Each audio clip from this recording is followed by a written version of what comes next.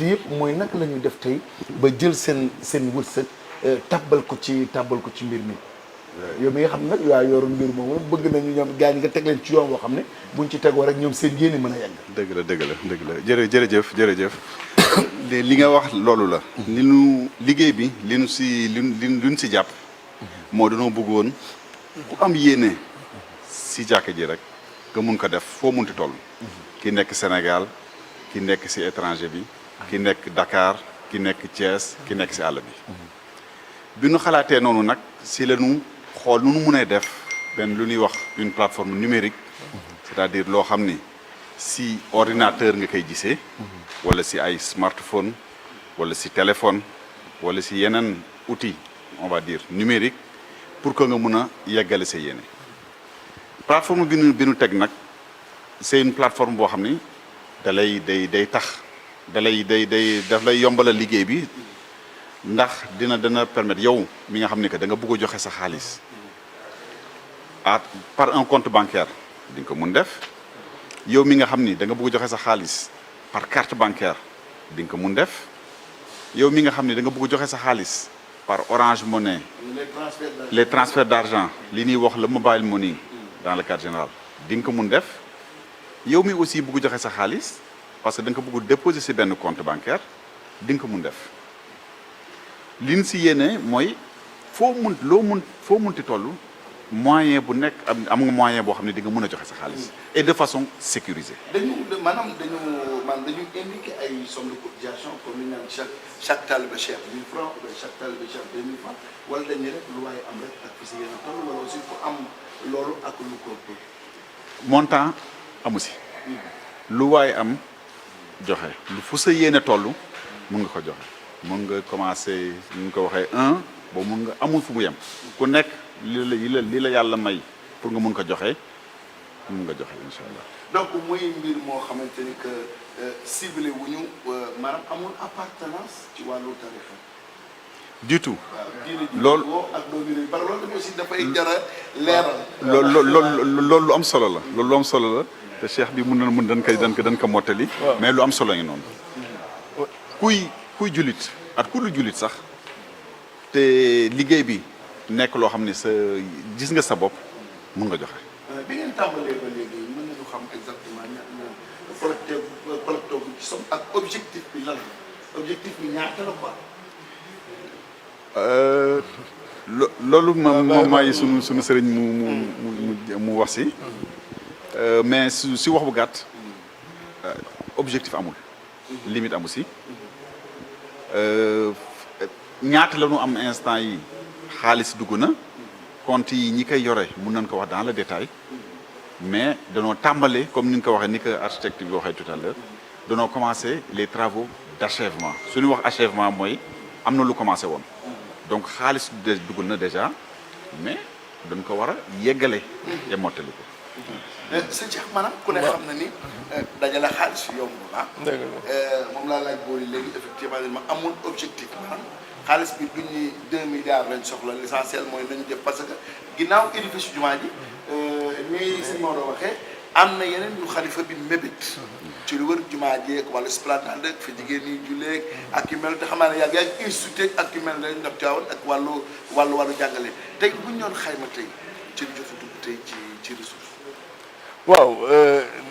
am na loo xamante ni dara mbay du ma jiitu ñi nga xam ne ñoom lañ dénk liggéey bi ndax tey ci guddi incha allah lañu war a def plateau bi gën a mag ngir permettre nit ñi ñu indi seen contribution waaye comme ni ko xalifa bi waxee lii mbiru liggéeyu yàlla la wax naa ko ci sama njëlbeen ni wax ne yàlla moo ko wax innal masajid lillah jàkka wala juma ci mbiru yàlla la ku ci dugal sax alal ci sa yoonu yàlla nga ko dugal yonent bi sallallahu alayhi wa sallam tamit wax na ni ku ci dugal sa alal ci lu mu gën a tuuti yàlla dina la tawaxal kër ca àjjana kon waxuñu tijaan waxuñu murit waxuñu xaadar jullit bi la ñu wax jullit bi nga xamante ni am na yéeneem bëgg ko jox dugal ci yoonu yàlla ubbil nañ ko bunt boo xamante ni mën na cee defaroo àdduna ak àllaaxira kooku bunt la pour moom li ci des nag mooy àpp ba napp bi li may wax jumaa du yegg mukk liggéey te Seydi Hadji Malick dafa am philosophie zawiya la am te bu ñu nee zawiya mooy dafay lieu de culte ñëw na maanaam fu ñuy jaamoo yàlla ñëw na waaye lieu d'éducation ñëw na mooy fu ñu war a jànge lieu social ñëw na fu nit ñi mën a daje lieu de culture ñëw na donc tey yi jumaa yi nga xamante moom la ñuy tabax dañoo bëgg mu am fonctionnalité lépp loo xamante ni ka nga xamante ni moo ko mëbatoon muy Seydi Hadji Malick amoon na philosophie bi ñu mën ko faa def te loolu nag amul app te Tivaouane soxla na ay infrastructure yoo xamante ni yu bëri ñu ngi wax mbirum énergie solaire boo xamante ni moo war a yore loolu ci wàllu ñu ngi wax affaire infrastructure yaa ngi gis ni amoon na ay problème mu santé yu fi amoon loolu sax taxul jóg léegi lii nii waaye xam nañ ni ci loolu la ñu jëm ndax infrastructure yi nga xamante ni moom la Tivaouane soxla bëri na te lii mbëbët la rek boo xamante ni xalif bi yëkkati na ko incha allah yeneen i projet gi ci gannaaw te loolu nag amul app. yeneen projet yi ci ginnaaw booli. maanaam mën nga ma jox ay quelques détails pour ñi nga xam ni bëgg nañu am accès ci plateforme bi fan la ñu jaar wala ci seen numéro la ñu jaar bu dee ci côté bancaire bi lan la ñuy def ba mu gaaw la. loolu dëgg la plateforme bi daan ko ubbi incha allah suba si 8h. plateforme bi nag soo si buggee egg da ngay dem. si adresse li ñuy wax adresse URL li ñuy wax adresse si internet bu tudd http://www lagrandemosquée-de-tivaouane.com soo fa eggee di nga egg si soo dugg see si site bi mooy site grande mosquée bi di nga gis bannière bi joxe soo buggee yeggale sa yéene nooy def bannière boobu nag day présenter les différents moyens de collecte. c'est-à-dire soo fa egsee su la neexee nga tànn que yow da nga bëgg joxe sa xaalis par carte bancaire su la neexee nga ne da nga bëgg tànn joxe sa xaalis par les services de mobile money c'est-à-dire par Orange Money, Free Money, Wizall, Wave yooyu ñoom ñëpp Ria ñoom ñëpp su la neexee aussi di nga gis numéro compte bancaire bi nga xam ni que foofu nga war a mën a dugal sa virement def sa virement pour xaalis bi egsi si compte association bi léegi nag numéro de compte bancaire bi mi ngi mun naa ko joxe léegi waaw numéro de compte bancaire bi banque islamique la numéro bi c'est 25 11 24 02 50 01 à partir de demain 8h bannière bi daan ko gën a gis léegi lecture bi dana gën a leer en tout cas numéro bi mi ngi noonu 25 11 24 02 50 01. mais ci wàllu sécurisation bi. surtout léeg-léeg ñu ci bari foofu la ñuy incité parce que arnaqueurs yi dañu bari léegi sur internet est-ce que jël ngeen matuwaay yëpp ba ndar képp mbir mi ba kenn du mën a jaar feneen am ñoo xam mën nañu laaj nit ñi ci yeneen i fànn laajin. léegi question bi nga posé am na solo trop dëgg effectivement si li nu nekk dafa bëri arnaque. dafa bëri arnaque.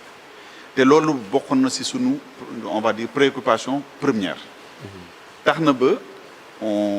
danoo dem wuti société boo xam ni que xarañ na si liggéey bu mel noonu bu tudd InTouch benn muy société sénégalaise mais bu nekk bu liggéey at ñu bëri si àddina bi mu jàppale nu si loolu InTouch tey mun naa wax ni que dafa nekk société boo xam ni mooy liggéeyal de grands groupes français comme Total de grands groupes français comme Auchan ñooñu ñëpp seen xaalis bi ñuy liggéey si seen kii moom mooy sécuriser seen transaction am na nag beneen société boo xam ne elle est encore plus grande mondialement connue qui s'appelle Worldline qui est une filiale de Atos moom mooy assurer la sécurité de ces transactions. kon daal ñi nga xamante ne am na njëriñ def ci daal mën nañu ànd ak xel mu daal. am nañ si yaakaar bu baax a baax. jërëjëf Boli Ba moom tamit gis